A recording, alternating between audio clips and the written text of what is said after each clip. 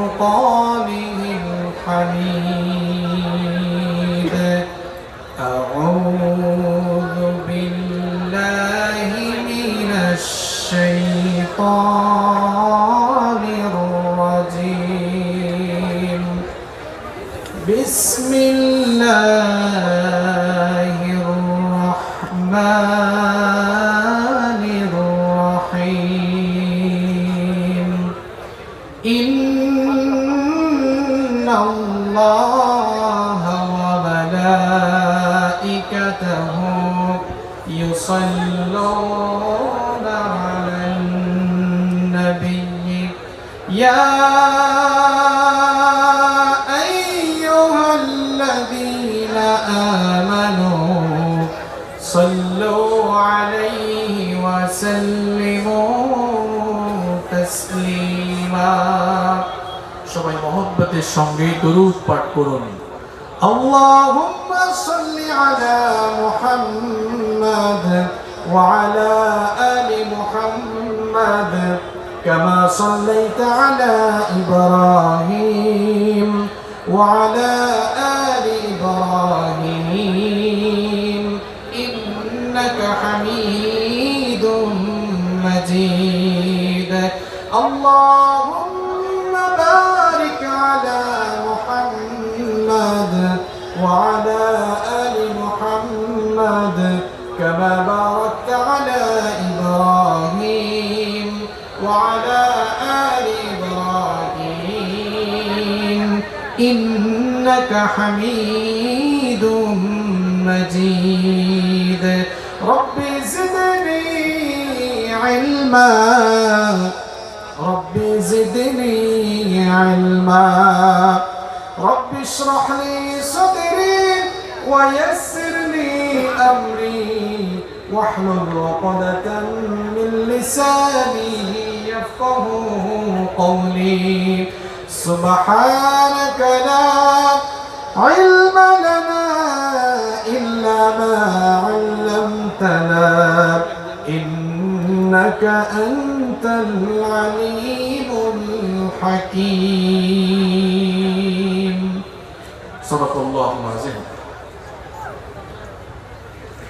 আমাদের ভালোবাসা সবই যেন হয় শুধু প্রভু তোমারই জন্য রাগ ক্ষোভ ঘৃণা গুলো তাও যেন হয় শুধু প্রভু তোমারই জন্য ভালোবাসি বাসি ভালো ভালোবাসি প্রভু তোমাকে ইয়া হাবিবি ইয়া রাসূলুল্লাহ হৃদয়ে গেথেছি তোমাকে من أحب لله وأبغض لله وأعطى لله ومنع لله فقد استكمل الإيمان من أحب لله وأبغض لله وأعطى لله ومنع لله فقد استكمل الإيمان When we love someone we want to love him for you When we hate someone, we will hate him to be close to you. We love you, we are loving you. We will love you forever. Ya Habibi, Ya Rasulallah, we will keep you in our heart. Man ahabba lillah وأبغض لله وأعطى لله ومنع لله فقد استكمل الإيمان من أحب لله وأبغض لله وأعطى لله ومنع لله فقد استكمل الإيمان إن إن أحب الأعمال إلى الله تعالى المولاة في الله والحب في الله والبغض في الله من أحب لله وأبغض لله وأعطى لله ومنع لله فقد استكمل الإيمان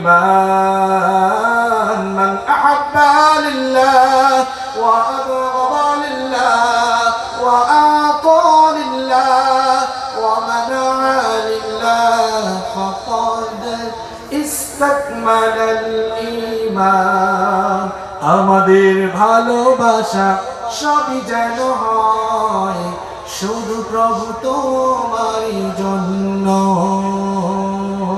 রাগ ক্ষোভ ঘৃণা গুলো তাও যেন হয় শুধু প্রভু তোমারই জন্য ভালোবাসি বাসি ভালো ভালোবাসি প্রভু তোমাকে ইয়া হাবিবি ইয়া রাসূলুল্লাহ হৃদয়ে গেথেছি তোমাকে من أحب لله وأبغض لله وأعطى لله ومنع لله فقد استكمل الإيمان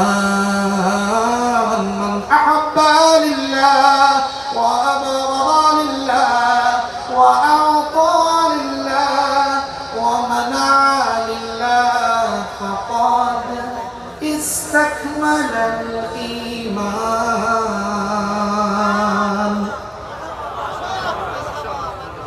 বাংলাদেশের আধ্যাত্মিক বাংলাদেশের বাণিজ্যিক রাজধানী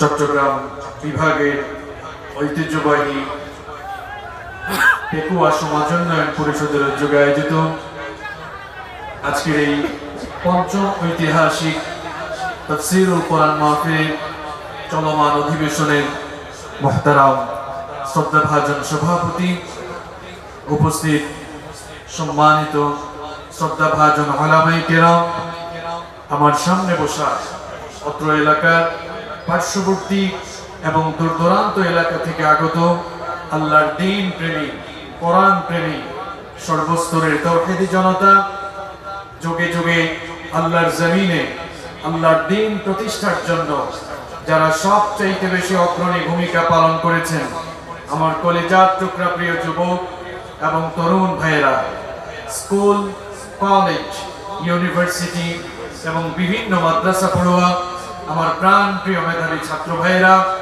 মহিলা প্যান্ডেল থেকে এবং ঘরে বসে যারা শুনছেন সম্মানিতা মা এবং বোনেরা উপস্থিত মিডিয়ার প্রিয় কর্মী ভাইয়েরা প্রশাসনের এবং গোয়েন্দা সংস্থার প্রিয় ভাইয়েরা প্রাণ প্রিয় পেকুয়া কক্সবাজার তথা বীর চট্টলাবাসী আপনারা সবাই কেমন আছেন?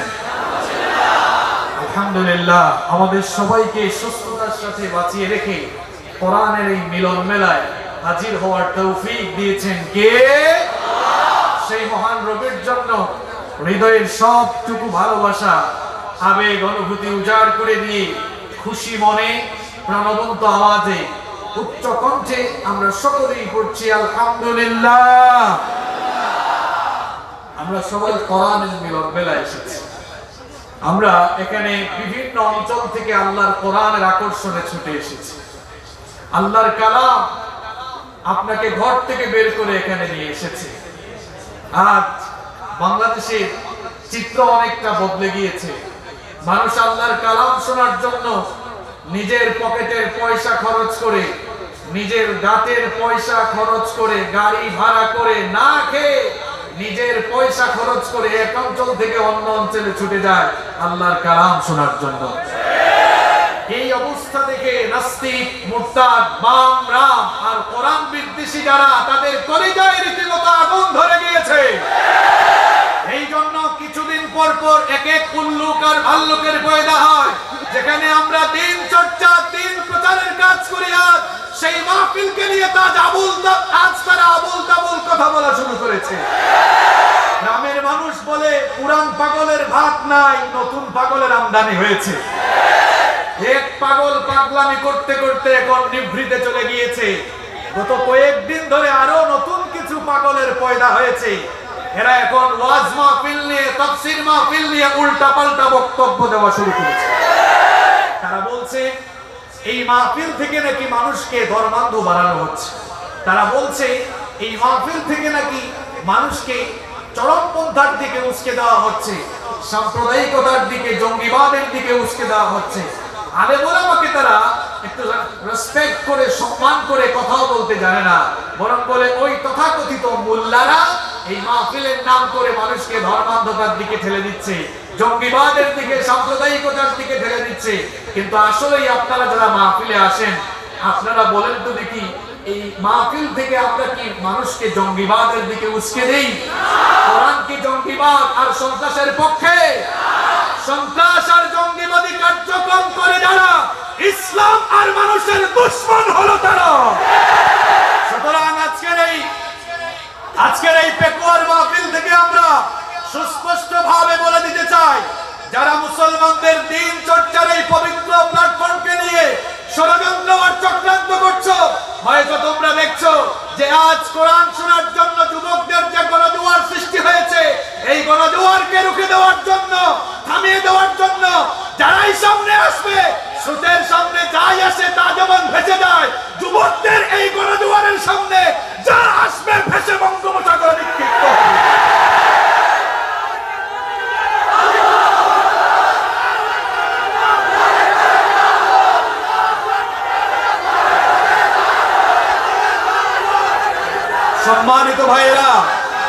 সম্মানিত ভাইয়েরা, ওই যে বললাম পুরান পাগলের ভাত নাই, নতুন পাগলের আমদানি হয়েছে।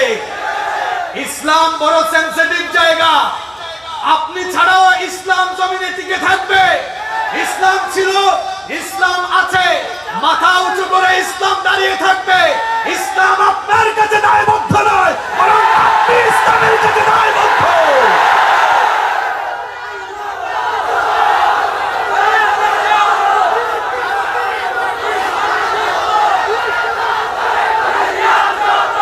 সম্মানিত ভাইয়েরা, আমার সময় খুব সংক্ষিপ্ত, প্লিজ আল্লাহর ওয়াস্তে আমাকে কথা বলতে দিন। এক পাগল পাগলামি করে করে কোন জায়গায় যে গিয়েছে তারে কেউ খুঁজেও পায় না। ইসলাম বড় সেনসিটিভ জায়গা। কিরে পাগলা, তোর পাগলামি কই? ইসলাম নিয়ে তো বড় বড় বড় কথা বললি। এই দেশের প্রধানমন্ত্রী, যিনি আমাদের অভিভাবক, তিনি তাহাজ্জুদের নামাজ দিয়ে দিন শুরু করেন। সুতরাং যেই দেশের প্রধানমন্ত্রী ফজরের নামাজ দিয়ে, তাহাজ্জুদের নামাজ দিয়ে দিন শুরু করেন, আর যেই দেশে অসংখ্য আলেম ওলামা আছে, অসংখ্য তাওহীদবাদী জনতা আছে, সেই দেশে আর কিছু থাকবে না থাক, ইসলাম থাকবেই থাকবে।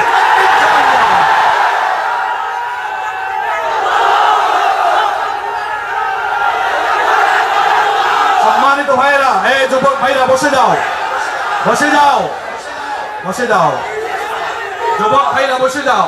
আমরা আজ প্রশাসনের ভাইদেরকে ধন্যবাদ জানাতে চাই। তারা একটি চমৎকার মাহফিল আয়োজনের জন্য পরিবেশ নিশ্চিত করে দিয়েছে। প্রশাসনের ভাইয়েরা এই দেশের শান্তি শৃঙ্খলা রক্ষার জন্য দিনরাত তারা পরিশ্রম করেন।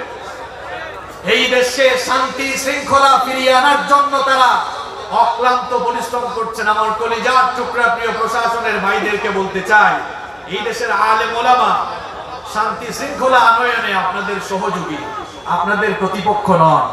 আপনারা অস্ত্র দিয়ে মানুষকে অন্যায় অপকর্ম থেকে ফেরানোর জন্য দিনরাত পরিশ্রম করে, আমরা এই কথা জানি, আপনাদের কন্ট্রিবিউশনের কথা আমরা জানি, এবং এই জন্য আমরা আমাদের প্রত্যেকটি মাহফিলে আপনাদের জন্য দোয়া করি, ঠিক কিনা বলেন?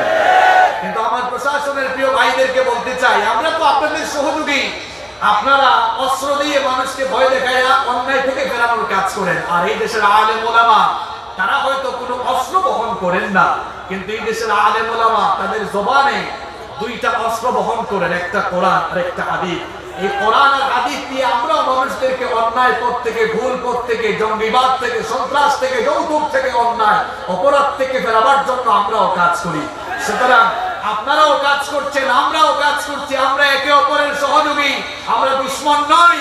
এই জন্য আমরা বলি, আমি প্রায় সময় বলি, এই দেশের আলেম ওলামারা এই মাহফিলের মাধ্যমে, দিন প্রচারের মাধ্যমে, মসজিদে খুতবার মাধ্যমে প্রত্যক্ষ আর পরোক্ষভাবে সরকার এবং প্রশাসনকে সহযোগিতা করছে।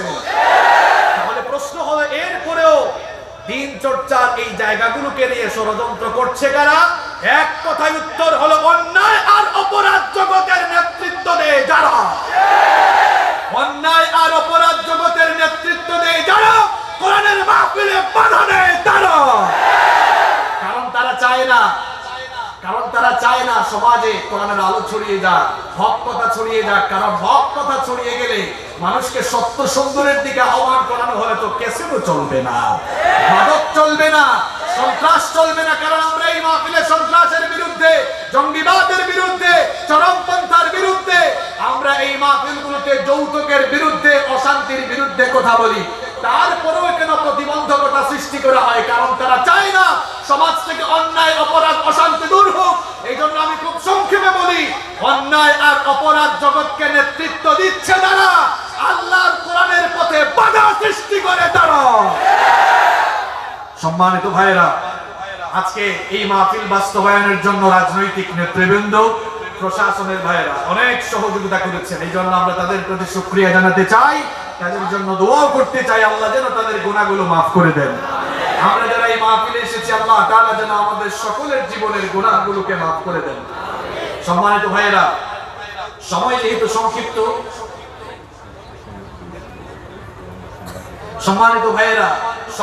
খুব সংক্ষিপ্ত, এই জন্য আল্লাহর রাস্তে আমাকে কথা বলার সুযোগ দিবেন। আজ ওয়াজ মাহফিল নিয়ে বিভিন্ন জায়গায় নেগেটিভ রিপোর্ট হয়, কেন জানেন? আপনাদের কারণে।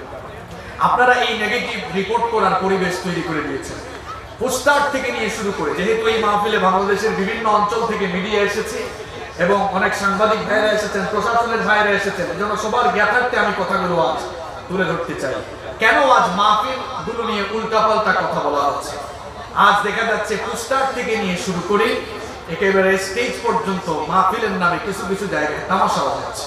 দেখা যাচ্ছে পোস্টারের মধ্যে, অবশ্য চট্টগ্রাম অঞ্চলে এগুলো কম, বাংলাদেশের বিভিন্ন জায়গায় দেখবেন চিনি, বিস্কুট, মিন্টু, পিন্টুর নাম উপরে আলেমের নাম, চশমা দিয়ে খুঁজলেও খুঁজে পাওয়া যায় না, এরকম বহু পোস্টারও আছে না? এই গেল পোস্টারের কাহিনী। তারপরে কার চেয়ে মাহফিল কে বেশি বড় করবে, আকর্ষণ বাড়াবার জন্য এক এলাকায় আসছে 26 ইঞ্চি, এখন তারা কয় 100 কারবা, এরা 26 ইঞ্চি আনছে, আমাদের তো 24 ইঞ্চি আনা দরকার। এরকম তামাশা হচ্ছে কিনা? এরপরে নারী থেকে পুরুষ হওয়া বক্তা, শিশু বক্তা, শিশু আমার বক্তা হয় কেমনে? আমার তো বুঝে আসে না। তোমার তো এখন পড়াশোনার বয়স, তোমার তো স্টেজে বসে কথা বলা বয়স এখন হয় নাই। এই যে আমরা বিভিন্ন ক্যাটাগরির বক্তা স্টেজে তুলে দিয়েছি, যার কারণে অনেকেই ভাবছে ইসলাম মনে হয় এটাই। এই যে হাসি তামাশা করা কিংবা ওয়াজ মাহফিল নিয়ে নেগেটিভ কথা বলার সুযোগ কিন্তু আমরাই তৈরি করে দিয়েছি। যদি আমরা আলেমদেরকে, প্রকৃত আলেমদেরকে এখানে কথা বলার সুযোগ দিতাম, প্রকৃত আলেমরা কখনো চরমপন্থার কথা বলেন না, প্রকৃত আলেমরা কখনো ওয়াজ মাহফিল থেকে মানুষদেরকে নেগেটিভ কোনো তথ্য দেন না, বরং আলেম যারা আছে তারা মানুষদেরকে তাদের বক্তব্যের মাধ্যমে কোরআন সুন্নাহ দিয়ে হেদায়েতের দিকে আহ্বান করেন। ঠিক কিনা বলেন? এজন্য এই ওয়াজ মাহফিল এটা আমাদের দিন চর্চার জায়গা, এটা কোনো রাজনৈতিক মঞ্চ নয়, এটা হচ্ছে দিন চর্চার জায়গা। এই জায়গা থেকে আমাদেরকে কলুষ মুক্ত করা লাগবে। যে কলুষতা এখন এই মাহফিলকে ঘিরে ফেলেছে, আচ্ছন্ন করে ফেলেছে, এই জায়গা থেকে আমাদেরকে বের হয়ে এসে এই ময়দান যেন প্রশ্নবিদ্ধ না হয়, এজন্য আমাদের সকলকে ঐক্যবদ্ধভাবে কাজ করতে হবে। আল্লাহ যেন আমাদেরকে বুঝার তৌফিক দান করেন, সবাই বলেন আমিন। এরপরে আমরা যারা আছি, আমাদেরকে একটু সুন্দরভাবে স্বাধীনতার ভিত্তিতে কথা বলতে হবে। মানুষদেরকে আল্লাহর কোরআনের দিকে আকর্ষণ করার জন্য যত সুন্দর ভাষায় দাওয়াতি কাজ করা যায় সেটা আমাদেরকে করতে হবে। আল্লাহ যেন আমাদের সকলকে বুঝার তৌফিক দান করেন, আমরা সবাই বলি আমিন। সম্মানিত ভাইয়েরা, আমি আর দেরি করব না, খুব সংক্ষেপে আপনাদের সামনে আজ কোরআন সুন্নাহ থেকে কিছু কথা বলে যাব ইনশাআল্লাহ। এই যে আমরা এখানে যারা এসেছি, এক একজন আমরা এক এক ফ্যামিলির সন্তান। পৃথিবীতে বর্তমানে 800 কোটি মানুষ বাস করছে। এই 800 কোটি মানুষ এক এক দেশের, এক এক বর্ণের, এক এক গোত্রের হলেও মৌলিকভাবে পৃথিবীর সমস্ত মানুষ এক পরিবারের সদস্য, আর সেই পরিবারের নাম হচ্ছে আদম আর হাওয়া পরিবার। আমরা সবাই ওই আদম আর হাওয়া পরিবারের সন্তান। এই পৃথিবীতে যত মানুষ রয়েছে সকল মানুষেরাই মৌলিকভাবে একটি পরিবারের সন্তান, আর সেই পরিবারের নাম হচ্ছে আদম আর হাওয়া পরিবার। সৃষ্টির ছোট কারণে এই একটি মাত্র পরিবার থেকে এক পুরুষ আর এক নারী থেকে মানব বংশের পয়দা হয়ে সেখান থেকেই মানব বংশের বিস্তৃতি ঘটেছে। কোরআনুল কারীমের 49 নম্বর সূরা সূরাতুল হুজুরাতের 13 নম্বর আয়াতে এই জন্য রব্বুল আলামিন বললেন, ইয়া আইয়ুহান নাসু ইন্না খালাকনাকুম মিন যাকারিন ওয়া উনসা وجعلناكم شعوبا وقبائل لتعارفوا إن أكرمكم عند الله أتقاكم إن الله عليم خبير।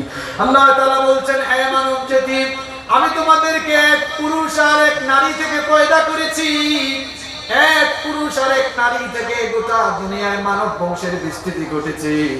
আমার ভাইয়েরা, এই যে পৃথিবীতে এখন বিভিন্ন ধর্ম আর বিভিন্ন বর্ণের মানুষ রয়েছে, সৃষ্টির শুরুতে কিন্তু কোনো ধর্ম ছিল না, বর্ণ ছিল না, সবাই কিন্তু মৌলিকভাবে এক পরিবারে এক পরিবার থেকে একই দিনের পতাকা তুলে আবদ্ধ ছিল। এই যে এখন পৃথিবীতে অসংখ্য ধর্ম রয়েছে, অসংখ্য বর্ণ রয়েছে, সৃষ্টির শুরুতে এগুলো কিছুই ছিল না, সবাই একই দিনের পতাকা তুলে আবদ্ধ ছিল। এই জন্য রব্বুল আলামিন কোরআনুল কারীমে সেই কথা আমাদেরকে স্মরণ করিয়ে বললেন, ইন্না হাদিহি উম্মাতুকুম উম্মাতান ওয়াহিদা ওয়া আনা রাব্বুকুম ফা'বুদুন ওয়া তাকাত্তাউ আমরাহুম বাইনাহুম কুল্লুন ইলাইনা রাজিউন। আল্লাহ তাআলা বলছেন, সবাই একই উম্মতের অন্তর্ভুক্ত ছিল, সবাই একই দিনের পতাকা তলে আবদ্ধ ছিল। এরপরে তোমরা আবার নিজেরাই মতবিরোধে লিপ্ত হয়ে এই একই দিনটাকে ভেঙে চুরি একেবারে ভেঙে চুরি খান খান টুকরা টুকরো করে ফেললে। অন্য আয়াতে রব্বুল আলামিন এই কথা কিভাবে এভাবে বললেন, ওয়া ইন্না হাদিহি উম্মাতুকুম উম্মাতান ওয়াহিদাতান ওয়া আনা রাব্বুকুম ফাত্তাকুন ফাতাকাত্তাউ আমরাহুম বাইনাহুম যুবরা ইলা আখিরিল আয়াত। আল্লাহ তাআলা বলছেন, সবাই এক উম্মতের অন্তর্ভুক্ত ছিল। কত আয়াতে আল্লাহ এই কথা বলেছেন, কানান নাসু উম্মাতান ওয়াহিদা, সবাই এক উম্মতের অন্তর্ভুক্ত ছিল। আমার ভাইরা শুনতেছেন আমার কথা? আজকে খুব গুরুত্বপূর্ণ কিছু মেসেজ আপনাদেরকে দিয়ে যাব। আল্লাহ বলছেন, সবাই একই দিনের পতাকা তলে ঐক্যবদ্ধ ছিল, বিভক্ত ছিল না। এই উম্মাহ ঐক্যবদ্ধ ছিল, মানুষে মানুষে বিভক্তি ছিল না। সৃষ্টির শুরুতে এক পরিবারের সন্তান হয়ে একই দিনের পতাকা তলে সবাই আবদ্ধ ছিল। এরপরে আল্লাহ বলছেন, তোমরা নিজেরাই মতবিরোধ করে এই এক উম্মাহকে ভেঙে চুরে খান খান করে দিয়েছে। পৃথিবীতে এখন মানুষের মধ্যে কত বিভক্তি, ধর্ম নিয়ে বিভক্তি, বর্ণ নিয়ে বিভক্তি, জাতি গোষ্ঠী নিয়ে বিভক্তি, এই মুসলমানদের মধ্যেই কত দোলাদুলি। এবার আমি আপনাদেরকে ইতিহাস শোনাচ্ছি। পৃথিবীর ইতিহাসে সর্বপ্রথম মানুষের মধ্যে ঐক্যের মধ্যে ফাটল ধরিয়েছিল কারা?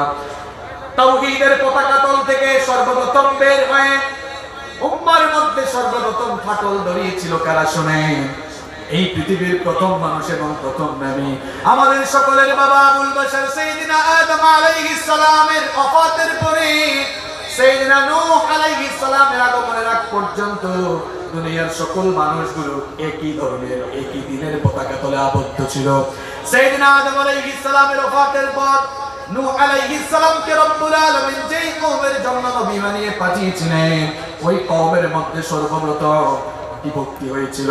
ওই কওমের কিছু লোক সর্বপ্রথম তাওহীদের পতাকা তল থেকে বের হয়ে উম্মার মধ্যে বিভক্তি সৃষ্টি করেছিল।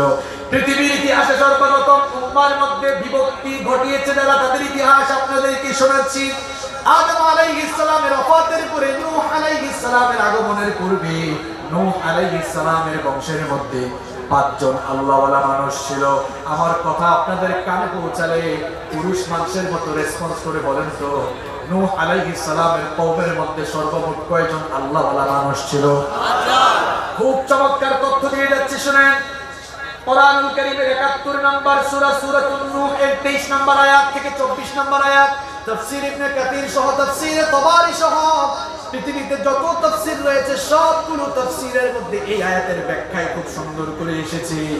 উম্মার মধ্যে সর্বপ্রথম নূহ আলাইহিস সালামের কওমের এই পাঁচজন লোক সর্বপ্রথম বিভক্তি তারা ঘটিয়েছিল।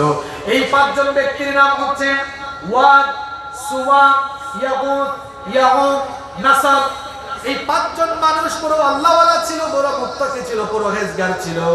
এরা যখন দুনিয়া থেকে চলে গেল, শয়তান তখন পরবর্তী জেনারেশনকে ধোঁকা দিল।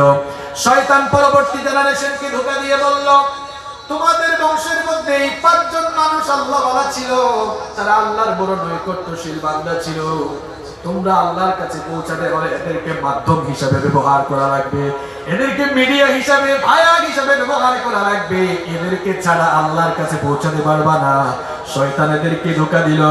এই জন্য তাদের কবরের কাছে গিয়ে তাদের কাছে চাও, তাদের কাছে চাইলে এরা তোমাদের চাওয়াগুলোকে আল্লাহর কাছে পৌঁছায় দিবে। আমার পেকুয়ার ভাইয়েরা, বীর চট্টগ্রাম ভাইয়েরা, বলেন তো দেখি, আমরা আল্লাহর কাছে কোনো ফরিয়াদ করলে মাঝখানে কোনো মিডিয়ার দরকার আছে নাকি? দেখেন, এই পৃথিবীর ইতিহাসে সর্বপ্রথম কবর পূজা শুরু করলো কারা? নূহ আলাইহিস সালামের বংশের লোক হলো তারা। এই পাঁচজন আল্লাহওয়ালা মানুষ বিদায় হলো। শয়তান এবার পরবর্তী প্রজন্মকে বলল, তোমরা এদেরকে ছাড়া আল্লাহর কাছে পৌঁছাতে পারবে না, সুতরাং এদের কবরের কাছে গিয়ে এদের কাছে চাও, তোমাদের চাওয়াগুলোকে এরা আল্লাহর কাছে পৌঁছে দিবে। শয়তান এদেরকে ধোঁকা দিয়ে দিয়ে পরবর্তী জেনারেশনকে কবর পূজারী বানিয়ে দিল। আজও দুনিয়ার মধ্যে কবর পূজারী আছে না নাই? কবর পূজা করার জায়গা না, কবরের কাছে যাবেন। আখিরাতকে স্মরণ করার জন্য, জিয়ারত করার জন্য কবরে যাওয়া যায়, কিন্তু কবরে গিয়ে সাজদা দেওয়া যায় না। কবরে গেলে শিরক হয়ে যায়। শোনা, একবার বলেন তো দেখি, কবরে গিয়ে সাজদা দিলে শিরক হয়ে যায় কার সাথে? সুতরাং কবরে গিয়ে সাজদা দেওয়া যাবে না।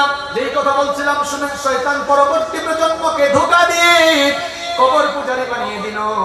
এরপরে এরা যখন এই কবর পূজারী লোকগুলো যখন দুনিয়া থেকে চলে গেল, শয়তান এবারের পরবর্তী প্রজন্মের লোকদেরকে কেমনে ধোঁকা দেয় শুনেন। এই পৃথিবীতে মূর্তি পূজা শুরু হয়েছে পরে, কবর পূজা শুরু হয়েছে আগে। আমি আল্লাহর কোরআন থেকে আপনাকে শোনাচ্ছি। শয়তান এবার পরবর্তী প্রজন্মের লোকদেরকে বলল, তোমাদের বংশের মধ্যে ওই যে আল্লাহওয়ালা পাঁচজন মানুষ ছিল, এদেরকে তো লোকজন ভুলে যাচ্ছে। এদেরকে মানুষ যেন স্মরণ রাখে, এদের কবরের উপরে এবং অলিতে গলিতে তাদের মূর্তি বানিয়ে দাও, যাতে করে মানুষ এদের কথা স্মরণ করে এদের মতো আল্লাহওয়ালা হওয়ার চেষ্টা করে। শয়তান কিন্তু এদেরকে পজিটিভ ধোঁকা দিল, মূর্তি পূজার কথা বললো না, বললো এদের মূর্তি বানাও, অলিতে গলিতে সেট করে রাখো, যাতে এদেরকে দেখলে মানুষ ওই পাঁচজন আল্লাহওয়ালা লোকের কথা স্মরণ করে তারাও যেন আল্লাহওয়ালা হয়, তারা যেন ইন্সপায়ার দিতে পারে, মোটিভেশন দিতে পারে এই কাজ করা। শয়তান এবার ওই প্রজন্মের লোকদেরকে ধোঁকা দিয়ে অলিতে গলিতে মূর্তি বানাবার কাজ করলো। এই প্রজন্মের লোকরা মূর্তি বানিয়েছে কিন্তু মূর্তির পূজা করে নাই। এর পরবর্তীতে শয়তান পরবর্তী প্রজন্মকে ধোঁকা দিল, যাদের মূর্তিগুলো অলিতে গলিতে তোমরা দেখো, এরাই ছিল তোমাদের উপাস্য। তোমাদের পূর্ববর্তী লোকেরা এদেরকে উপাস্য হিসাবে গ্রহণ করেছিল, এদের ইবাদত করেছিল, সুতরাং তোমরাও এদের ইবাদত করো। এইভাবে শয়তান কয়েকটা প্রজন্মকে ধোঁকা দিয়ে দিয়ে প্রথমে কবর পূজা, তারপরে মূর্তি পূজার দিকে ধাবিত করলো। পৃথিবীর সমস্ত মানুষ তাওহীদবাদী ছিল, তাওহীদের পতাকা তলে আবদ্ধ ছিল। এইভাবে শয়তান ধোঁকা দিয়ে দিয়ে তাওহীদের পতাকা তল থেকে বের করে কিছু মানুষকে কবর পূজারী আর কিছু মানুষকে মুশরিক বানিয়ে দিল। এবার রব্বুল আলামিন তাদের হেদায়েতের জন্য সাইয়েদনা নূহ আলাইহিস সালামকে নবী বানিয়ে পাঠালেন। নূহ আলাইহিস সালাম তাদেরকে যখন একত্ববাদী রবের দিকে দাওয়াত দিলেন, সবার আগে সমাজের নেতারা, রাষ্ট্রের নেতারা দাওয়াতের বিরোধিতা করলো। আজও দেখবেন তথাকথিত সাতামাতা মার্কা কিছু নেতারা আল্লাহর কোরআনের প্রচার প্রসারে বাধা হয়ে দাঁড়ায়। এগুলো আজকে নতুন কোনো বিষয় নয়। সাইয়েদনা নূহ আলাইহিস সালাম যখন আল্লাহ দ্বীনের প্রচার করেছেন, তাওহীদের প্রচার করেছেন, তখনও কিছু লোকেরা তার বিরোধিতা করেছিল। তার বিরোধিতা করে এবার তারা তাদের কওমের লোকদেরকে সাবধান করেছিল। আল্লাহ তাআলা কোরআনে বলে দিয়েছেন, ওয়াকালু লা তাযরুন্না আলিহাতাকুম ওয়া ولا تذرن ودا ولا سواعا ولا يغوث ويعوق ونسرا কান লাগা এরা বলল তাদের সম্প্রদায়ের লোকদেরকে খবরদার নূহের কথা শুনে ওয়াদ সুওয়া ইয়াগুত ইয়াউক নাসরের পূজা বর্জন করো এইভাবে করে পৃথিবীর ইতিহাসে সর্বপ্রথম এক উম্মতের মধ্যে বিভক্তি সৃষ্টি করে মুশরিক হয়েছে যারা তাওহীদের পতাকা তল থেকে বের হয়ে মুশরিক হলো যারা কবর পূজারী হলো যারা নূহ আলাইহিস সালামের কওম হলো তারা এর পরবর্তীতে পৃথিবীতে যুগে যুগে কালে কালে আরো বিভ্রান্তি সৃষ্টি হলো মুশরিকদের মধ্যে আরো বিভিন্ন দল উপদল তৈরি হলো আর আল্লাহ তাআলা দয়াবান হয়ে যুগে যুগে কালে কালে বিভিন্ন বংশে বংশে এলাকায় এলাকায় নবী পাঠালেন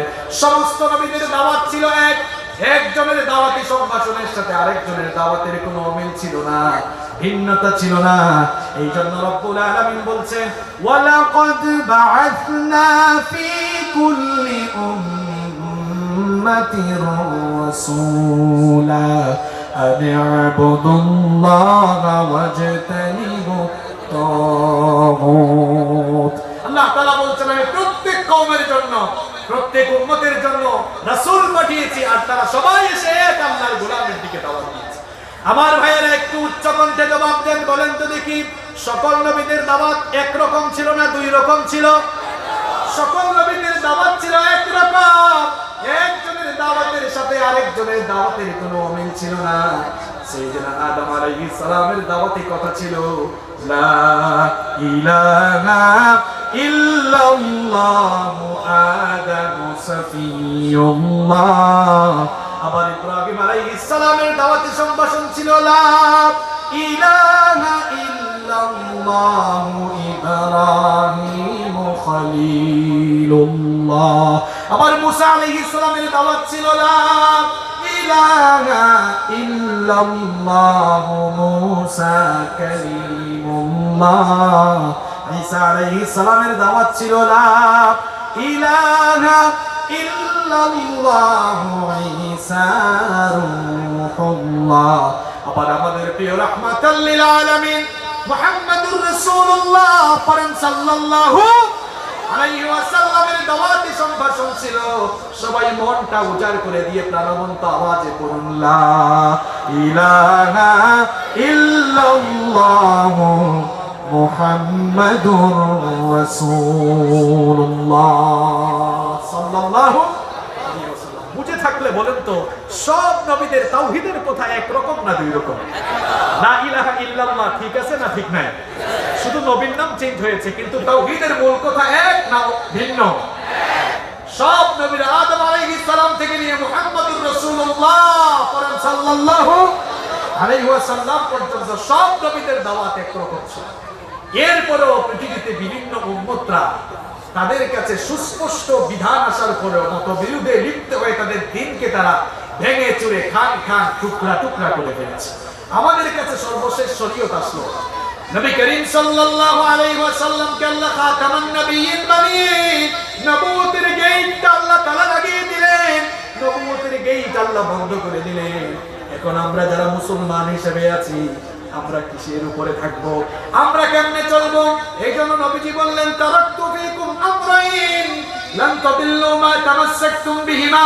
কিতাবাল্লাহ ওয়া সুন্নাত রাসূলিহি নবীজি বললেন দুটো জিনিস তোমাদের কাছে রেখে যাচ্ছি এই দুটো জিনিসকে যদি তোমরা আঁকড়ে ধরো কখনোই তোমরা পথভ্রষ্ট হবে না এক নাম্বার কার কিতাব আরো জোরে বলেন কার কিতাব দুই নাম্বার নবীজি বলছেন আমার সুন্নাত এই দুটো জিনিসকে তোমরা আঁকড়ে ধরো এই দুটো জিনিস তোমরা আঁকড়ে ধরলে হেদায়েতের গাইডলাইন পাবে এবার যেই দুটো জিনিসের কথা নবীজি বললেন তার মধ্যে এক নাম্বার আল্লাহর কোরআন এবার সবাই জোরে বলেন তো এক নাম্বার কি ওই কোরআনের মধ্যে রব্বুল আলামিন বললেন আমাদেরকে সতর্ক করে দিলেন পূর্ববর্তী উম্মত যেভাবে বিভক্ত হয়ে গিয়েছে ঐক্যের বন্ধনে তারা যেভাবে ফাটল ধরিয়েছে খবরদার তোমরা সেভাবে ফাটল ধরিও না আল্লাহ তাআলা খুব সুন্দর করে বললেন ইয়া আইয়ুহাল্লাযীনা আমানু তাকুল্লাহা হাক্কা তুকাতিহি ولا تموتن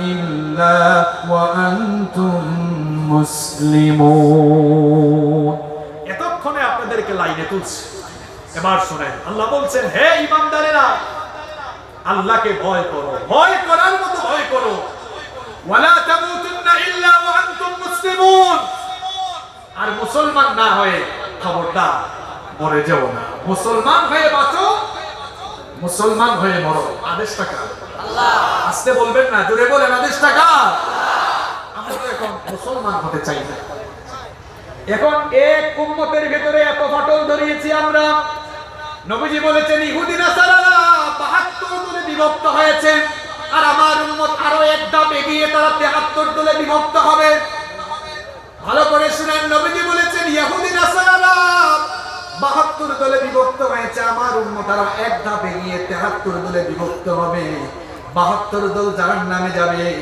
একদল জান্নাতে যাবে সাহাবায়ে কেরাম জানতে চাইলেন ওগো আল্লাহর নবী তাহলে জান্নাতি কারা জান্নাতে যাবে কারা নবীজি এক কথাই বললেন আল জামাআ অর্থাৎ ঐক্যবদ্ধ থাকবে যারা এক হয়ে উম্মার এই রশিটাকে এক রাখবে যারা আল্লাহর জান্নাতে যাবে তারা আবার অন্য riwayate এসেছে নবীজি বলেছেন মা আনা আলাইহি ওয়া আসহাবিহি যারা আমার সাহাবীদের পথের উপরে মতের উপরে চলবে তারাই হেদায়েতের উপরে থাকবে কিন্তু আমার ভাইয়েরা আমার বাবারা দেখেন এবার আপনারা চিন্তা করে দেখেন এই উম্মতের ভিতরে আজকে আমরা কয় ভাগ বানিয়েছি আমরা আজ নিজের পরিচয়টা মুসলমান দিতে পারি না লজ্জা পাই আপনি যদি তাকে বলেন ভাই আপনি আপনার পরিচয়টা বলেন সে বলবে আমি দেওবন্দি একজন বলে আমি কওমি আরেকজন বলে আমি আলিয়া আরেকজন বলে আমি সুন্নি আরেকজন কয় আমি ঠান্ডা সুন্নি না আমি গরম সুন্নি আরেকজন কয় ঠান্ডা সুন্নি আরেকজন কয় আহলে হাদিস আরেকজন কয় লা মাযহাবি আরে ভাই দিলে বড় আফসোস লাগে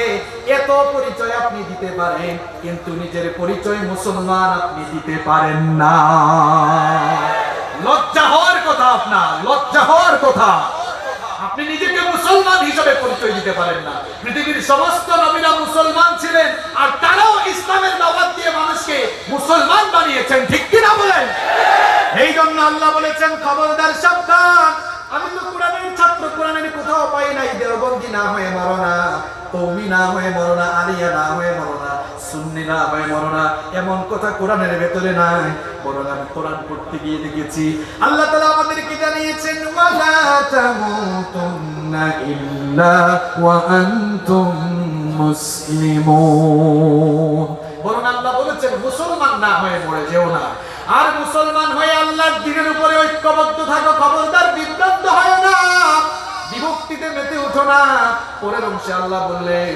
ওয়াতাসিমু বিহাবলিল্লাহি জামিআন ওয়া লা তাফাররাকু ঐক্যবদ্ধ হয়ে আল্লাহর দ্বীনের রজ্জুকে আঁকড়ে ধরো ঐক্যবদ্ধ থাকো ওয়া লা তাফাররাকু খবরদার বিচ্ছিন্ন হয়ে যাও না কারণ তোমাদের আগে পূর্ববর্তী উম্মতগুলোর মধ্যে বিচ্ছিন্ন হয়েছে যারা পথভ্রষ্ট হয়েছে তারা কোরআনুল কারীমের 3 নাম্বার সূরা সূরা আলে ইমরানের 105 নম্বর আয়াতে এই জন্য আল্লাহ তাআলা আমাদেরকে সতর্ক করলেন ওয়ালা তাকুনু কাল্লাযীনা তাফাররাকু ওয়াখতালাফু মিন বা'দি মা জাআহুমুল বায়িনাত ওয়া উলাইকা লাহুম আযাবুন আযীম আল্লাহ তাআলা বললেন খবরদার সাবধান তোমরা ঐক্যবদ্ধ থাকো বিচ্ছিন্ন হয় না ইখতিলাফ করে মতবিরোধ করে দলভেদ করে বিভক্ত হয়ে যেও না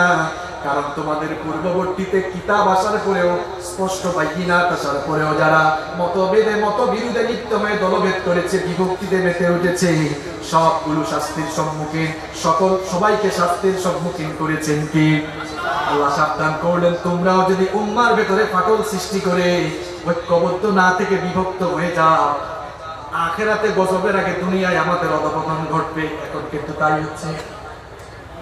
কিন্তু তাই হচ্ছে এখন আমরা এক না একজনের বিপদে আরেকজন কথা বলি না আপনাদের কথা কি বলতে আমরা হুজুররাই তো ঠিক নাই এক হুজুর মাইর খায় আর এক হুজুর চুপচাপ থাকে কি হয়েছে এটা তো আমাদের না মিয়া একজন মাইর খায় আর আপনি চুপচাপ থাকেন মনে রাখবেন পরের সিরিয়ালটা কিন্তু আপনার বসো বসো, কথা বলতে দাও, সময় সংক্ষিপ্ত। আপনি এখনো ঐক্যবদ্ধ থাকার সুফল আপনি বুঝলেন না। মনে রাখবেন, কোরআন বিরোধীরা, ইসলাম বিরোধীরা কোন দল বা ব্যক্তিকে টার্গেট করে কাজ করে না, বরং তারা ইসলাম, আলেম উলামা এবং গোটা মুসলিম উম্মাহর ক্ষতি সাধনে প্ল্যান মাফিক কাজ করে এগিয়ে যাচ্ছে। আর আপনি যুবক ভাই একটু একটু দিব, সুযোগ দিব। আর আপনি খুব খুশি, অসুবিধা কি? এটা তো আমাদের না, এটা তো আমাদের না। পরের সিরিয়ালটা যে আপনার, আপনি বুঝে জানেন না। ঐক্যবদ্ধ থাকার সুফল আমরা এখনো বুঝলাম না।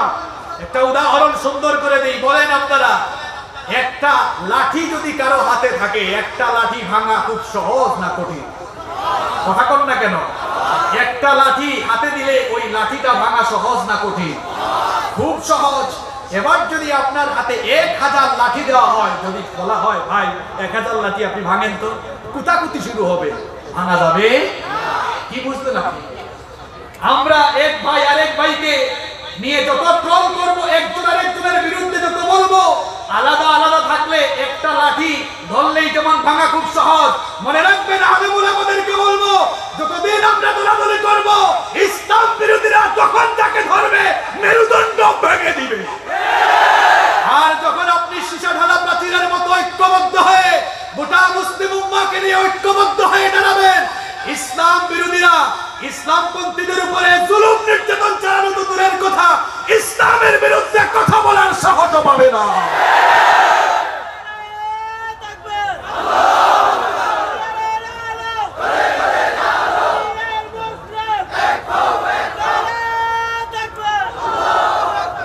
আমরা আলেমে আলেমে আজ ঠেলাঠেলি গুতাগুতি করে, আলেমে আলেমে আজ ঠেলাঠেলি গুতাগুতি করে ইসলাম বিরোধীদেরকে আমরা খেলার মাঠ তৈরি করে দিয়েছি।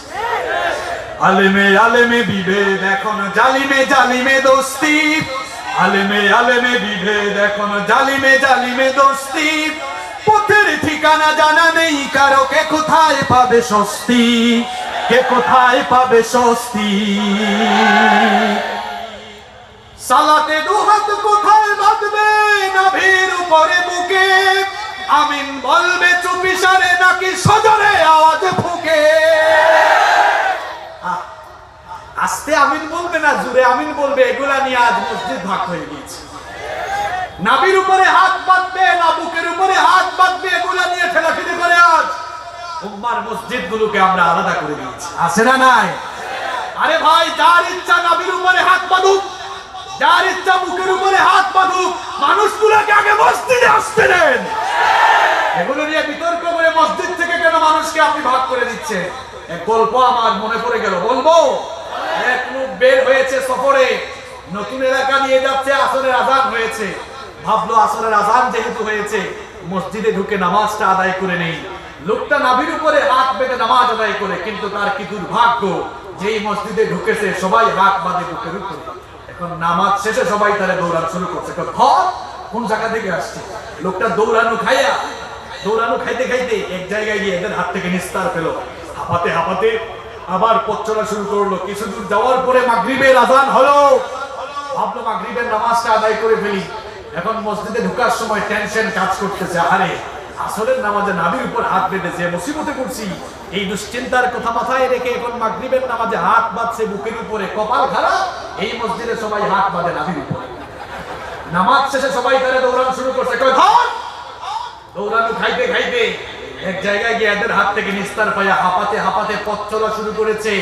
এশার আজান যখন হলো, এশার নামাজে এক মসজিদে ঢুকবে, খুব চিন্তা। আসরের নামাজে খাইছে এক দৌড়ানো, মাগরিবের নামাজে খাইছে আর এক দৌড়ানো। নাভির উপরে হাত বেঁধেও মুসিবত, বুকের উপর হাত বেঁধেও মুসিবত। এশার নামাজে কপালে কি আছে জানি না, যেহেতু কপালে কি আছে জানি না, তাইলে হাত নাভির উপরেও না বুকের উপরেও না, হাত বাঁধছে একদম কপালের মতো। পাবলিক তারা দেখে বলে, কিরে ভাই তুমি আবার কোন জায়গা থেকে আসছো? ঘটনা শোনায় বললো, ভাই মাগরিব এশা কি বলে আসর মাগরিবে পরিণতির কথা ভেবে কপালে কি আছে জানি না, এই জন্য কপালেই হাত বাঁধছি। আপনি নামাজে হাত বাঁধা নিয়ে খেলাধুলি করেন, এই সুযোগে আপনি ইসলাম বিরোধীদেরকে, ইসলামপন্থীদের উপরে জুলুম চালানোর সুযোগ তৈরি করে দিয়েছেন। যারা হজ উমরা করতে গিয়েছেন তারা দেখেছেন, হারামাইন শরীফাইনে যারা সালাত আদায় করেছেন দেখেছেন, হাত নাভির উপরে কেউ বাঁধে, বুকের উপরে কেউ বাঁধে, হাম্বলি মাযহাবের তারা হাতও বাঁধে না। ঠেলাঠেলি আছে? কেউ আস্তে আমিন বলে, কেউ জোরে আমিন বলে, কোনো ঠেলাঠেলি আছে? আমি একবার সালাত আদায় করছি মসজিদে হারামে, ফাদিলাতুশ শেখ আব্দুর রহমান আস-সুদাইস নামাজি ইমামতি করছেন, আমার পাশে পাকিস্তানি একটা দাঁড়িয়েছে।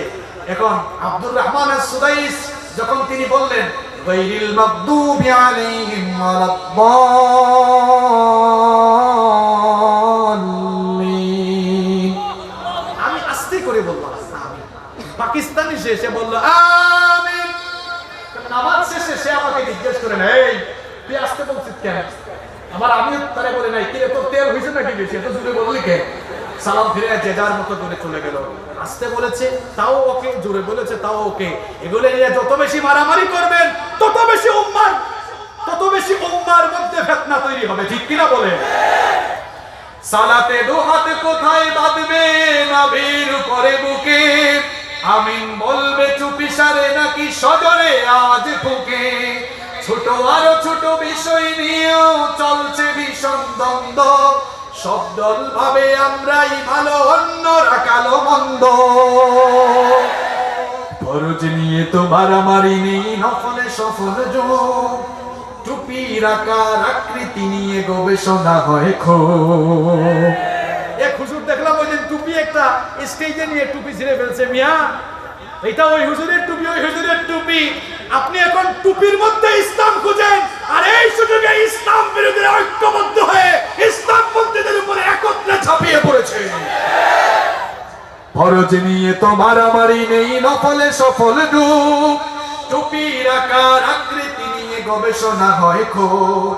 এই সুযোগে আপনারা দেখো হাকিয়ে বেড়ায় হস্তি, জালিমে জালিমে দোস্তি, জালিমে জালিমে দোস্তি, আলেমে আলেমে বিভেদ, এখন জালিমে জালিমে দোস্তি। পথের ঠিকানা জানা নেই কারো, কে কোথায় পাবে স্বস্তি, কে কোথায় পাবে স্বস্তি। খেতির নেশায় আলেমের মন ব্যস্ত, ভীষণ ব্যস্ত, এই সমাজের সব কাজ তাই জালিমের হাতে ন্যস্ত। নিজের হিসাব করে না আলেম অন্যের কথা ভাবে, বিরোধকারীরা জান্নাতে নাকি জাহান্নামে যাবে। কাফের ফাসিক লক্ষ ফতোয়া পকেটেই আছে জমা, আল্লাহর কাছে ছাড় আছে তবু তার কাছে নাই ক্ষমা। হেরার চেরাগে চিনতে পারেনি এখনো আপন পথ, জালিমের হাতে চলে গেছে তাই নিজের সাজানো ঘর। হেরার চেরাগে চিনতে পারেনি এখনো আপন পথ, জালিমের হাতে চলে গেছে তাই নিজের সাজানো ঘর। সালতানাতের মিনার হারিয়ে আশ্রয় তার বস্তি, জালিমে জালিমে দোস্তি, আলেমে আলেমে বিভেদ, এখন জালিমে জালিমে দোস্তি। পথের ঠিকানা জানা নেই কারো, কে কোথায় পাবে স্বস্তি, কে কোথায় পাবে স্বস্তি, ঠিক কিনা বলেন? আমরা যদি এই বিভেদ ভুলে গিয়ে ঐক্যবদ্ধ হতে পারতাম, আমরা যদি এই দলাদলি বাদ দিয়ে সবাই এক থাকতে পারতাম, এই দেশে আর কেউ ইসলামের বিরুদ্ধে কথা বলার সাহস পেত না। এজন্য আমাদের মুরব্বী শ্রদ্ধাভাজন আলেমদেরকে আমরা সম্মানের সাথে, শ্রদ্ধার সাথে, ভক্তির সাথে বলতে চাই, দলাদলি সব বাদ দিয়ে মুসলমানদেরকে ডাক দিয়ে সবাই ঐক্যবদ্ধ হওয়ার চেষ্টা করুন। আল্লাহর কসম, এই দেশের মুসলমানরা সকল দলের, সকল মতের আলেমদেরকে এক টেবিলে দেখতে চায়। এই দেশে যদি আলেম ওলামারা এক হয়ে যেতে পারতেন, চিত্র বদলে যেত। আমি তো প্রায় সময় বলি যে বামরা অনেক সময়, ডান বাম এক হয়ে গেলেও আলেম আলেম এক হইতে পারে না, আলেম আলেম এক হইতে পারে না। একটা পাল্লার মধ্যে ব্যাগ রাখা যেমন কঠিন, আলেমদেরকে কিন্তু এক জায়গায় বসানো এমন কঠিন। কেউ কাউকে ছাড় দিতে চায় না, ছাড় দেওয়ার মানসিকতা থাকতে হবে। আপনি যদি এভাবে ছাড় না করে, যে বললাম পৃথিবীর বহু জায়গায় কোয়ালিশন করে মানুষ সামনের দিকে আগাচ্ছে, ডান বাম সবাই কোয়ালিশন করে আগায়। আর আমার ভাইয়ের সাথে আমার সামান্য মাসআলাগত অমিল, আমি আমার ভাইয়ের সাথে এক টেবিলে বসতে পারি না। সকল আলেম তাদেরকে যদি জিজ্ঞেস করেন আপনারা কোরআনের আইন চান কি চান না, সবাই বলে চাই। তো সবার উদ্দেশ্য যেহেতু এক আছে, অন্তত এই একটা উদ্দেশ্যকে সামনে রেখে সবাই যদি আমরা এক টেবিলে বসতে পারতাম, এই দেশের মুসলমানরা আলেমদেরকে মাথার তাজ বানিয়ে এই জমিনে কোরআনের পতাকা উড়িয়ে দিত। আমাদের খাসলতের কারণে এই দশা হয়েছে। এজন্য আমি বলবো, আসুন সবাই ঐক্যবদ্ধ হই, ভেদাভেদ রেষারেষি দলাদলি বাদ দিই। আমরা কেউ আওয়ামী লীগ, কেউ বিএনপি করি, কেউ এই দল ওই দল, এই আপনি আপনার দলাদলি আপনার ভিতরে করে, কিন্তু সবাই আমরা কোরআনের খাতিরে, ইসলামের খাতিরে আমরা সবাই এক, ঠিক কিনা বলেন? কারণ আমরা যে যে দলই করি না কেন, আমাদের সবার রব কয়জন, কিতাব কয়টা, নবী কয়জন? আমাদের প্রভু এক, এক নবীর উম্মত, জীবন বিধানে ওই শিবানী কোরআন। আমাদের প্রভু এক, এক নবীর উম্মত, জীবন বিধানে ওই শিবানী কোরআন। তবে কেন এক নও হে মুসলমান, এক হও, এক হও করিয়া আহ্বান। বাইতুল্লাহ কয়টা আমাদের? বাইতুল্লাহ মদিনা শরীফে, উহুদ পাহাড়ে, বদরের মাঠে, একটা তো জীবন মরণ তো একবার, একটা তো জীবন মরণ তো একবার, সকলের তোরে আছে এক স্থান। তবে কেন এক নও হে মুসলমান, এক হও, এক হও করিয়া আহ্বান। আমাদের প্রভু এক, এক নবীর উম্মত, জীবন বিধানে ওই শিবানী কোরআন। তবে কেন এক নও হে মুসলমান, এক হও, এক হও করিয়া আহ্বান। বলেন আমিন।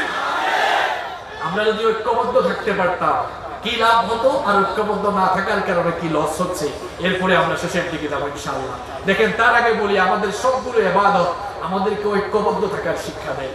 যতগুলো মৌলিক ইবাদত আছে, সবগুলো মৌলিক ইবাদত আমাদেরকে ঐক্যবদ্ধ থাকার ট্রেনিং দেয়। বলেন তো, ঈমান আনার পরে আমাদের সর্বপ্রথম দায়িত্ব যে ইবাদত আদায় করা, ওই ইবাদতের নাম কি? আর একটু জোরে বলেন, ইবাদতের নাম কি? নামাজ একা একা ফরজ না জামাতের সাথে ফরজ? দেখেছেন, এই নামাজ দিয়ে আল্লাহ তাআলা আমাদেরকে ঐক্যবদ্ধ থাকার গুরুত্ব বুঝিয়েছেন। নামাজ কিন্তু একা একা ফরজ হয় নাই।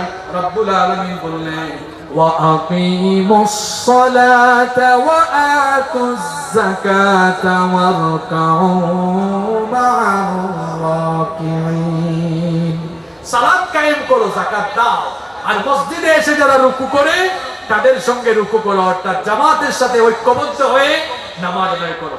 আমাদের দেশে এই চিত্রটা কম। হজ ওমরা যারা করেছেন তারা দেখেছেন, হারামাইন শরীফাইনে যখন ইকামত হয়ে যায়, ইমাম সাহেব আরবিতে কয়েকটা কথা বলে, আপনাদের কানে গিয়েছে, হয়তো আপনারা ফেসবুক ইউটিউবে দেখেছেন। ইমাম সাহেব বলে, ইস্তাউ ইস্তাউ আকিমু সুফুফাকুম ওয়াতাদিলু, বলে না, সাফু সুফুফাকুম ওয়া তারাসু ওয়া সুদ্দুল খালাল। আমাদের দেশে অনেক জায়গায় বাংলা ইমাম সাহেবরা বলেন, ডানে বামে তাকিয়ে, কাঁধে কাঁধ লাগিয়ে, ফাঁকা জায়গা ফিল আপ করে সোজা হয়ে কাতার বন্দী হয়ে দাঁড়ান, বলে না? বলেন তো, নামাজে গিয়ে আমরা কি বলে, আমি আলিয়ার হুজুর, তুমি কওমির হুজুর, পিছনে যাও, বলে? কথা কম না কেন? বলে? কেউ কি বলে, আমি ক্ষমতাসীন আওয়ামী লীগ, আমি এখন ক্ষমতায়, আমি সামনে, তুই পিছনে যা, বলে? চেয়ারম্যান সাহেব কি বলে, আমি চেয়ারম্যান, তুই রিক্সাওয়ালা, যা পিছনে যা, বলে? কেউ যদি বলেও ফেলে, তাহলে রিক্সাওয়ালা বলবে, মিয়া তোমার চেয়ারম্যান গিরি গিয়া পরিষদে দেখা, এটা মসজিদ আল্লাহর ঘর, এখানে তুমিও আল্লাহর গোলাম, এখানে আমিও আল্লাহর গোলাম, ঠিক কিনা বলেন? এই জন্য মহাকবি, কবি সম্রাট আল্লামা ইকবাল, তিনি তার কবিতায় বড় চমৎকার করে লিখেছেন, এক হি সফ মে খড়ে হোগে মাহমুদ ও আয়াজ, এক হি সফ মে खड़े होगे महमूद ও আয়াজ, न कोई बंदा रहा न कोई बंदा नवाज। নামাজে আসার পর সম্রাট মাহমুদ আর তার চাকর আয়াজ যখন একই কাতারে কাছাকাছি পাশাপাশি দাঁড়িয়ে যায়, তখন সম্রাট আর সম্রাটের ভূমিকায় থাকে না, চাকর তখন চাকরের ভূমিকায় থাকে না, সম্রাট আর চাকর দুজনেই তখন আল্লাহর গোলামে পরিণত হয়ে যায়। বলেন এই যে নামাজে আসলে আমরা দৌড়াদৌড়ি বাদ দিয়ে এক ভাই যেমন আরেক ভাইয়ের কাঁধে কাঁধ লাগিয়ে কাছাকাছি পাশাপাশি দাঁড়িয়ে যায়, আমরা যদি এই চিত্রটা নামাজের বাহিরে একবার যদি এই চিত্রের বাস্তবায়ন ঘটতো, বলেন ইসলাম আর মুসলিম উম্মাহকে নিয়ে কেউ ষড়যন্ত্র করারও সাহস করতে পারতো? বলেন পারতো? তো নামাজ থেকে আপনি শিখলেন কি মিয়া? নামাজ তো ঐক্যবদ্ধ থাকার শিক্ষা দেয়, নামাজের বাইরে এত দৌড়াদৌড়ি এত রেশারেশি করেন কেন? নামাজ থেকে ঐক্যবদ্ধ থাকার শিক্ষা নেয়। শুধু তাই নয়, এই যে হজও আমাদেরকে ঐক্যবদ্ধ থাকার শিক্ষা দেয়। পৃথিবীর বিভিন্ন দেশ থেকে, বিভিন্ন অঞ্চল থেকে, বিভিন্ন রঙের বর্ণের মানুষেরা হজের সময় যখন বাইতুল্লাহর পানে ছুটে যায়, সাদা কালো উঁচু নিচু মোটা তাজা চিকন সব দেখা যায়, একসাথে গিয়ে সেখানে সমবেত হয়। কোন রেশারেশি আছে? আমি অনেকবার মসজিদে হারামে এবারে সামনের কাতারে নামাজ আদায় করেছি, আলহামদুলিল্লাহ। এখন বলেন তো ওইখানে কি বলা হয় সৌদি আরবের যারা তারা সব সময় সামনের কাতারে দাঁড়াবা, আফ্রিকা আর বাংলাদেশ থেকে আসছো যারা তোমরা একেবারে মিসফালাই চলে যাও? কি বলে নাকি দৌড়াদৌড়ি আছে? যে যেখানে সুযোগ পায় কাছাকাছি পাশাপাশি দাঁড়িয়ে যায়। এই হজ আর নামাজ থেকে শিক্ষা গ্রহণ করে যদি আমরা সবাই যদি নামাজের বাইরে হজের বাইরে সবাই যদি আমরা দলাদলি বাদ দিয়ে মতভেদ বাদ দিয়ে সবাই যদি ইসলামের খাতিরে ঐক্যবদ্ধ হয়ে দাঁড়িয়ে যায়, আল্লাহর কসম গোটা বিশ্বে ইসলামের পতাকা পথ পথ করে উড়বে, এটা কোনো সন্দেহ না।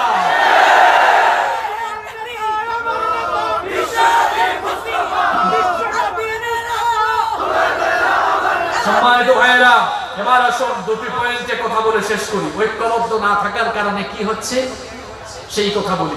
এক নাম্বার, ঐক্যবদ্ধ না থাকার কারণে ঐক্যবদ্ধ না দেখেন, আমি কিন্তু পয়েন্ট ভিত্তিক আলোচনা করেছি। বড় মাহফিলে কারো কারো মনোযোগ থাকে, কারো কারো মনোযোগ থাকে না, এটা আমিও জানি। আমি আবার একটু রিপিট করে দিই। প্রথম পয়েন্ট ছিল সবাই আদম এবং হাওয়া পরিবারের সদস্য হয়েও প্রথমে এই উম্মার ভিতরে এক পরিবারের ভিতরে ঝামেলা ঘটাইয়া এখান থেকে বের হয়ে গেল কারা? কেমন লাগছেন দেখি? কোন নবীর উম্মত তারা? নূহ নবীর উম্মত তারা। উম্মতের কিছু লোক, সবাই না। এরপরে তো নূহ নবী আসলেন, এরপরে ইহুদি নাসারা বিভিন্ন ধর্ম গোত্রের বর্ণে মানুষ বিভক্ত হয়ে গেল। এরপরে আমি বলেছি যুগে যুগে কালে কালে সবার কাছেই নবী আসছে এবং সব নবীদের দাওয়াত এক রকম না দুই রকম? সবাই তাওহীদের দাওয়াত দিলেন। এরপরের পয়েন্ট ছিল আমরা হলাম শেষ নবীর উম্মত, আমাদের কাছে নবী দাওয়াত দিয়ে দুইটা জিনিস রেখে দিয়ে চলে গেছেন, কোরআন আর সুন্নাহ। এই কোরআন সুন্নাহকে ধরে আমরা সবাই এক থাকবো, এটা আল্লাহ কোরআনে বলেছেন, নবীজি হাদিসেও বলেছেন। এই যে ঐক্যবদ্ধ থাকার ট্রেনিং সব ইবাদত আমাদেরকে দেয়, এটা বললাম। সর্বশেষ দুইটা পয়েন্ট শুনেন। ঐক্যবদ্ধ না থাকার কারণে কয়টা ক্ষতি হচ্ছে? নাম্বার ওয়ান, এক নাম্বার, আমরা আজ ঐক্যবদ্ধ নেই বলে ইসলাম বিরোধীরা আমাদের মাথার উপরে কাঁঠাল ভেঙে খাওয়ার সাহস পেয়েছে। বুঝলে বুঝফাতা, না বুঝলে তেজপাতা। আপনার মাথার উপরে কাঁঠাল ভেঙে কে খায় আপনি চিন্তা করেছেন? যদি আমরা আলাদা আলাদা না হতাম, কেউ এটার সাহস করতো? দুই নম্বর যে ক্ষতিটা হচ্ছে, ঐক্যবদ্ধ না থাকার কারণে আমাদের উপর আল্লাহর রহমত আসতেছে। আপনি বলবেন হুজুর এটার দলিল কি? রব্বুল আলামিন বলেছেন ঐক্যবদ্ধ থাকবে যারা আল্লাহর রহমত পাবে তারা। কোরআনুল কারীমের 4 নম্বর সূরা সূরাতুন নিসার 175 নম্বর আয়াতে রব্বুল আলামিন বললেন, ফাআম্মাল্লাযীনা আমানু বিল্লাহি ওয়া'তাসামু বিহি ফাসায়ুদখিলুহুম ফি রাহমাতিন মিনহু ওয়া ফাদলিন ওয়া ইয়াহদিহিম ইলাইহি সিরাতাম মুস্তাকিমা। আল্লাহ তাআলা বলছেন, আর যারা আল্লাহর উপরে ঈমান এনে আল্লাহর দ্বীনের উপরে ঐক্যবদ্ধ থাকবে যারা, আমার রহমত আর আমার অনুগ্রহের ভেতরে স্থান পাবে তারা। সুবহানাল্লাহ।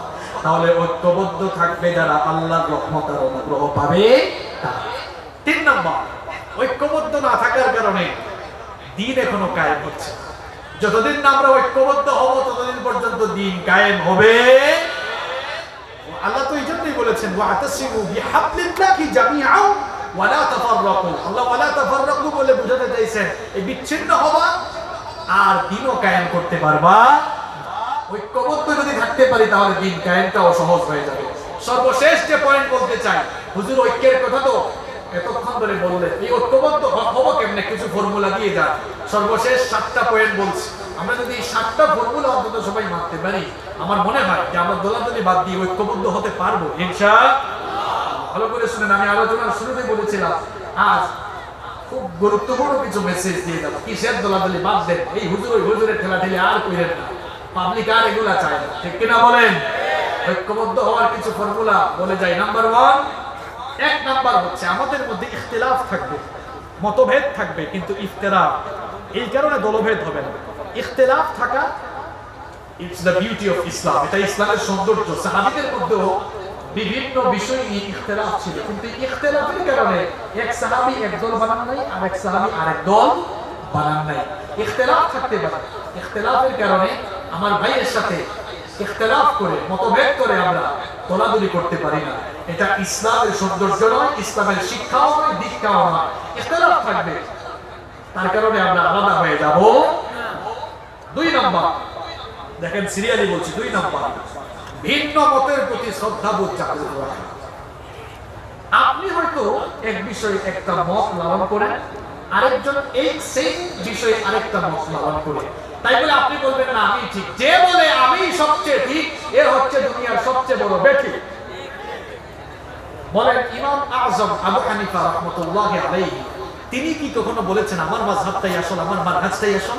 এক ইমাম কখনো আরেক ইমামকে গালিগালাজ করেন নাই, তুচ্ছ তাচ্ছিল্য করেন নাই। কিন্তু আমরা অনেক সময় এক হুজুর আরেক হুজুরকে গালি দিয়ে বসি, আছে না নাই? এগুলো যতদিন না বাদ যাবে, উম্মার ভেতরে ঐক্য সৃষ্টি হবে না।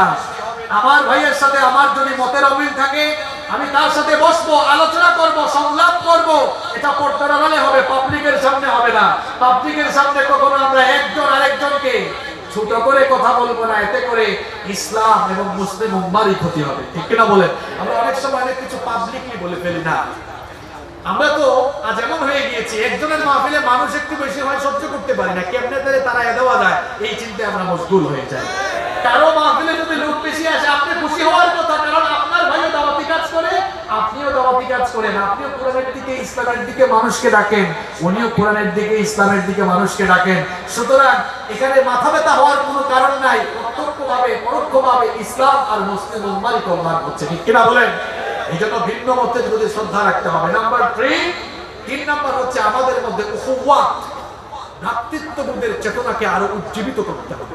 মনে রাখতে হবে, রক্ত সম্পর্কের চাইতে ইমানের সম্পর্কটা আরো বড়। রক্ত সম্পর্ক আছে না, একজনের আরেকজন ভাই, আপন ভাই, এই সম্পর্কের চেয়ে বড় হলো ইমানি ভ্রাতৃত্ব। বলবেন হুজুর ইমানি ভ্রাতৃত্ব কোনটা? ইমানি ভ্রাতৃত্ব হলো এটা, আমার বাড়ি বাংলাদেশে, আমার আরেক ভাই বাড়ি তার আফ্রিকায়, যদি সে মুসলমান হয় সে আমার ভাই, এবং এই যে ধর্মীয় ভ্রাতৃত্ব, দ্বীনি ভ্রাতৃত্ব, এটা আমার রক্ত সম্পর্কের চাইতে আরো বড়। কারণ এই ভ্রাতৃত্বের ঘোষণা যিনি দিয়েছেন তিনি কে? রব্বুল আলামিন বলছেন ইন্নামাল মুমিনুনা ইখওয়াতুন ফাআসলিহু বাইনা আখাওয়াইকুম ওয়াত্তাকুল্লাহা লাআল্লাকুম তুরহামুন। আল্লাহ তাআলা বলছেন নিশ্চয়ই মুমিনরা ভাই, তারা পরস্পরকে সংশোধন করবে। ফাআসলিহু বাইনা আখাওয়াইকুম, তোমাদের ভাইদের মধ্যে সংশোধন করো। আমরা এখন সংশোধন করি না, এক ভাই ভুল করে পাপ লিখতেছে তারে অপমান করি। আমার এক ভাই যদি ভুল করে, বলেন তো আপনার আপন ভাই ভুল করলে আপনি যদি তাড়িয়ে দেন নাকি মায়া মমতা দিয়ে বুঝান? আপনি যদি আপনার ভাইকে মায়া মমতা দিয়ে বুঝাইতে পারেন, এক ভাই দাওয়াতি কাজ করতে গিয়ে কোনো ভুল করলে আপনি বুঝি তারে চা খাওয়ার দাওয়াত দিয়ে সুন্দর করে বুঝাইতে পারেন না? এই চরিত্র যতদিন না আমরা আমাদের মধ্যে, যারা আমরা দায়ী, যতদিন না আমরা আমাদের মধ্যে এই চরিত্র লালন করতে পারবো, ততদিন ওয়াজ চলবে, মাহফিল চলবে, উম্মাহ ঐক্যবদ্ধ হবে না। সাফ কথা। এজন্য ভাইকে সংশোধন করুন, কিন্তু এক ভাই আরেক ভাইয়ের উপরে রেশারেশি করে এক ভাই আরেক ভাইয়ের বিরুদ্ধে লেগে যাবেন না, এটা ইসলামের সৌন্দর্য। সম্মানিত ভাইয়েরা, এরপরে বলছিলাম নাম্বার 4 নাম্বার, পরস্পরের প্রতি ভালোবাসা, মহব্বত বাড়াইতে হবে। মহব্বত বাড়াইবো কেমনে? আমরা তো একজন আরেকজনের সাথে দেখা হইলে চা খাওয়া দূরের কথা, একজন আরেকজনের সাথে বসতেও রাজি না, আছে না নাই?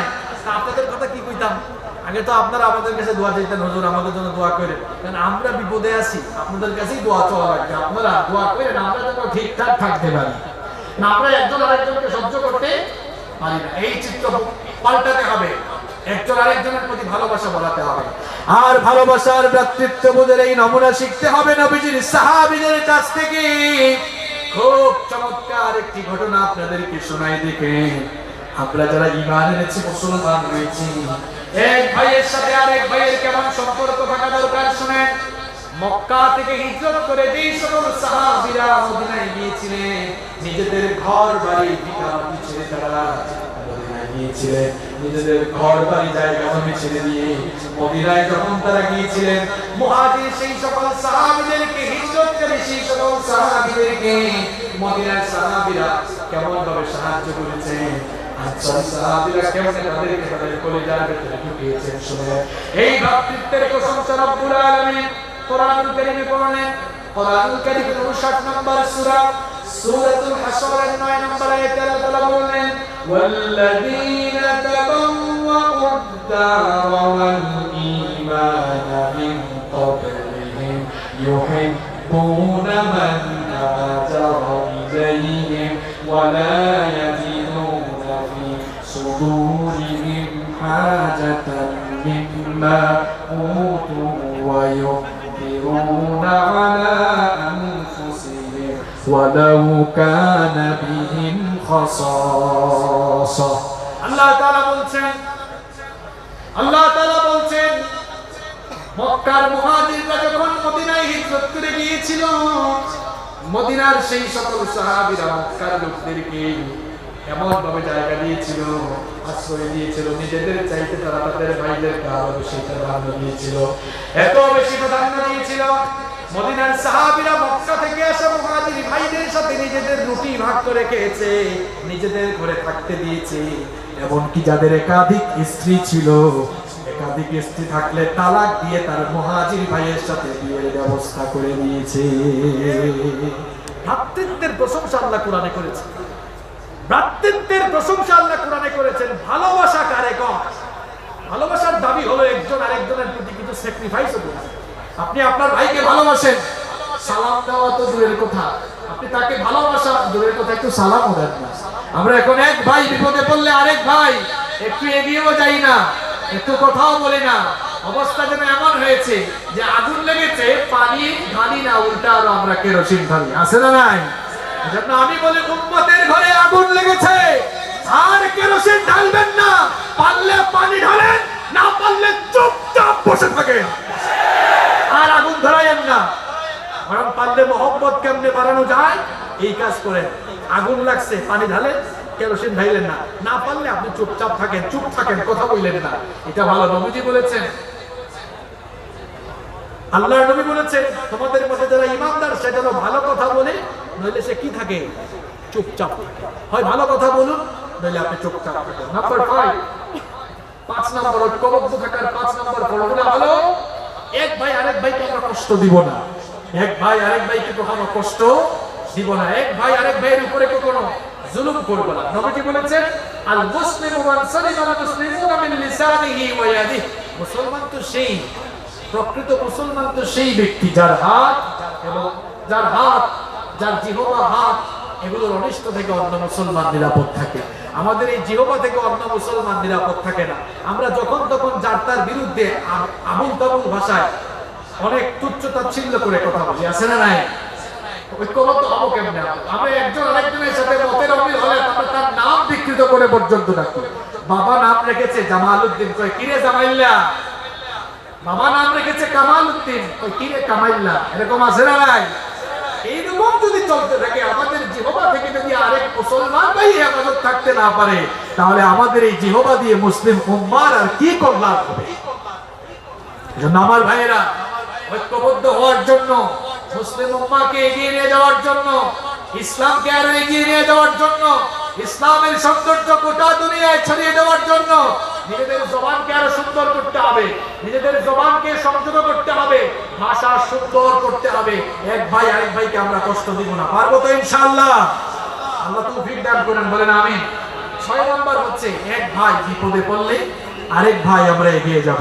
আমরা অনেক সময় দেখা যায় এক ভাই বিপদে পড়লে আরেক ভাই এগিয়ে যেতে পারি না। দেখা যায় বিশ্বের বিভিন্ন জায়গায় আমাদের মুসলমান ভাই বোনরা মার খায়, এগিয়ে যেতে না পারলেও তো তাদের পক্ষে অন্তত কথা বলা দরকার, তাদের জন্য অন্তত দোয়া করা দরকার। আমরা সেটা করি না। দূরের কথা বাদ দেন, আজ আমরা মুসলমানদের এমন হয়েছি পাশের ঘরে আমাদের ভাইরা অসুস্থ থাকে, তার খোঁজ খবর আমরা রাখি না। নবীজি বলেছেন ভ্রাতৃত্বের সম্পর্ককে এমন করো, ভ্রাতৃত্বের বন্ধনটা এমন করো, তোমার ভাই যখন বিপদে পড়ে তার সামনে দাঁড়াও, তার পক্ষে কাজ, তার তোমার ভাই যখন বিপদে পড়ে সহযোগিতার চেষ্টা করো। নবীজি বলেছেন যখন একজন মুসলমান আরেকজন মুসলমানের প্রয়োজন পূরণ করে, আল্লাহ তার প্রয়োজন পূরণ করে দেয়। সুবহানাল্লাহ, লিল্লাহি তাকবীর, লিল্লাহি তাকবীর, লিল্লাহি তাকবীর। আহলান ওয়া সাহলান ওয়া মারহাবান বিক। আমাদের আজকে প্রোগ্রামের সম্মানিত অতিথি